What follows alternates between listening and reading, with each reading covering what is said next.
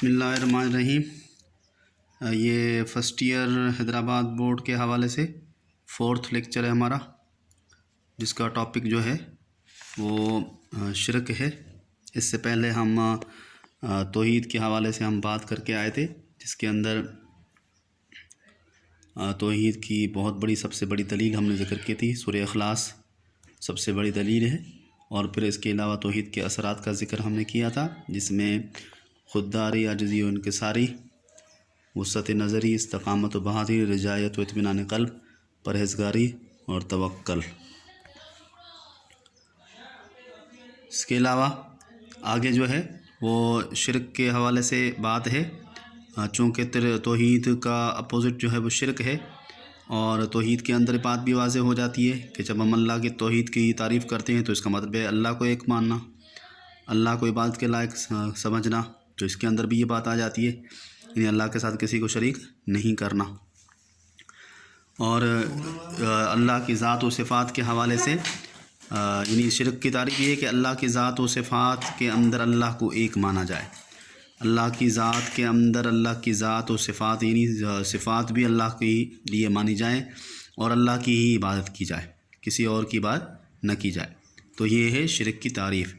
یعنی اللہ کی ذات میں بھی کسی کو شریک نہ ٹھہرایا جائے، اللہ کی صفات میں بھی کسی کو شریک نہیں ٹھہرایا جائے، اور اللہ کی عبادت کے اندر بھی کسی کو شریک نہیں ٹھہرایا جائے۔ تو یہ ہے شرک کی تعریف۔ تو شرک کے حوالے سے یہ ایسا گناہ ہے جو تمام گناہوں سے بڑھ کر ہے، تمام گناہوں سے زیادہ بڑا ہے۔ اس لیے اللہ تعالیٰ یہ چونکہ توحید کے اندر کہ کسی اور کو شریک ٹھہرانا، اللہ کی صفات کو کسی کے اندر سمجھنا، یوں سمجھ لیں کہ توحید کا انکار کے ساتھ ساتھ توحید کے ساتھ یعنی اللہ کی وحدانیت اور اللہ کے ساتھ ایک مذاق ہے اور اللہ کی توہین ہے۔ تو اسی وجہ سے اللہ کبھی بھی اس چیز کو پسند نہیں کرتا کہ اس کے ساتھ کسی اور کو مانا جائے یا اس کی صفات کسی اور کے اندر مانی جائیں۔ تو اس چیز کی وجہ سے شرک کی مذمت بیان کی گئی ہے، اور یہ بھی کہا گیا ہے کہ شرک تمام گناہوں سے بڑھ کر ہے۔ قرآن مجید کے اندر تو یہ بھی کہا گیا کہ باقی گناہ تو معاف ہو سکتے ہیں مگر شرک کبھی معاف نہیں ہو سکتا۔ ایک قرآن نے اس کی طرف اشارہ بھی کیا ہے، ان اللہ لا یغفر ان یشرک بہ ویغفر ما دون ذلک، کہ اللہ تعالیٰ شرک کو کبھی معاف نہیں کرے گا، باقی اس کے علاوہ جتنے بھی گناہ ہیں ان کو معاف کر سکتا ہے۔ اس کے علاوہ ایک اور چیز کہی گئی ہے کہ قرآن نے شرک کو بہت بڑا ظلم کہا ہے، قرآن نے شرک کو بہت بڑا ظلم کہا ہے کہ اس سے بڑا ظلم یعنی ویسے ظلم کہا جاتا تو بھی کافی تھا، مگر چونکہ یہ سب سے بڑا گناہ ہے تو اس وجہ سے کہا کہ بہت بڑا ظلم ہے۔ اس سے بڑا ظلم کوئی ہو نہیں سکتا کہ انسان اللہ کے ساتھ اللہ کا مذاق اڑائے، اللہ کی توہین کرے، اللہ کے ساتھ کسی اور کو مانے اور اللہ کی صفات جو ہے کسی اور کے اندر سمجھے، تو اس سے بڑا اور کوئی گناہ نہیں ہو سکتا۔ اس وجہ سے کہا گیا کہ شرک بہت بڑا ظلم ہے اور بہت بڑا گناہ ہے۔ اس کے علاوہ آپ دیکھیں کہ آپ صلی اللہ علیہ وسلم نے احادیث کے اندر بھی کہا کہ تمام گناہوں کی جو بنیاد ہے اور سب سے جو بڑا گناہ ہے وہ شرک ہے، اس لیے شرک سے منع کیا ہے آپ صلی اللہ علیہ وسلم نے بھی کی۔ آپ صلی اللہ علیہ وسلم نے اس احادیث کے اندر یہ بات واضح کی کہ انسان ہر انسان جو ہے اپنے آپ کو شرک سے بچائے اور اللہ کی ذات و صفات کو اللہ کے ساتھ ہی خاص سمجھے،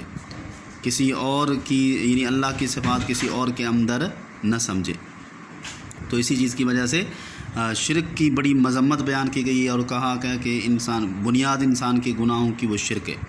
اس وجہ سے اپنی توحید کو خالص کرنے کے لیے شرک سے انسان کو بچنا ہے، کہ شرک ایسی چیز ہے کہ جو انسان کے گناہوں، انسان کے اعمال کو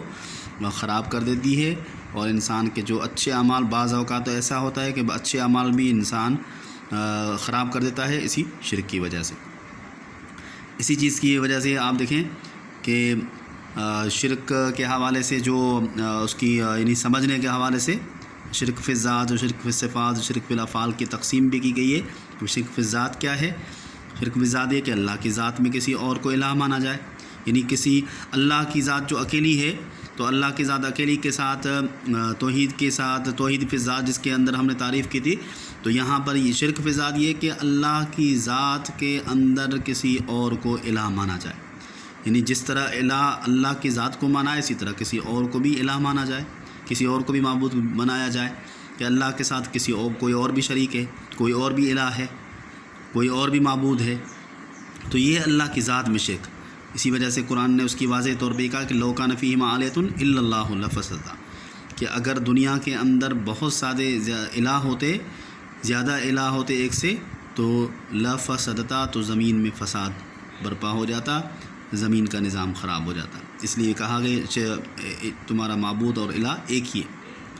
تو یہ شرک فی الذات یہ ہے کہ اللہ کے ذات میں کسی اور کو الہ مانا جائے۔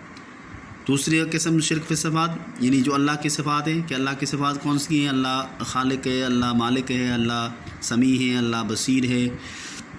اللہ تعالیٰ علیم ہے، جاننے والا ہے، سننے والا ہے، دیکھنے والا ہے۔ یہ جو اللہ کی صفات ہیں، ان صفات کو بھی جس طرح کے اللہ کی صفات ہیں، ان صفات کو بھی ویسا ہی کسی اور کے لیے سمجھنا،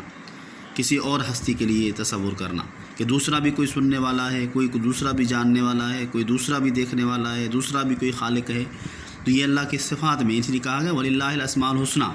قرآن نے کہا نا کہ اللہ کے لیے بہت سارے صفاتی نام ہیں، آپ ان کے ناموں سے پکارو۔ تو یہ صفاتی نام اللہ کے ہیں، اللہ کے ساتھ ہی خاص ہیں، کسی اور کے لیے نہیں ہے کہ کسی اور کے لیے ہم یہ تصور کریں۔ تیسری قسم ہے شرک فی الافعال۔ شرک فی الافعال کا مطلب یہ ہے کہ جب اللہ کی توحید کو ہم نے مان لیا ہے تو اللہ کی عبادت کرنی ہے۔ اب اگر اللہ کی عبادت کو چھوڑ کر کسی اور کی عبادت کریں گے، کسی اور کے آگے جھکیں گے، تو یہ شرک فی الافعال ہے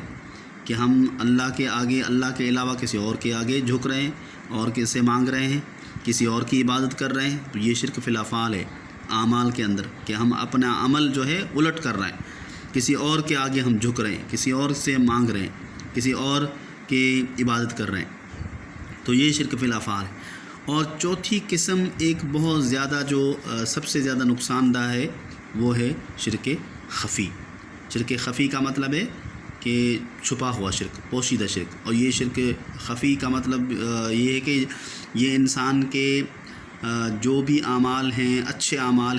اعمال بھی کبھی کبھی انسان کو شرک کی طرف لے جاتے ہیں۔ اگر اچھے اعمال، اگر ریا پرستی اس کے اندر شامل ہو جائے،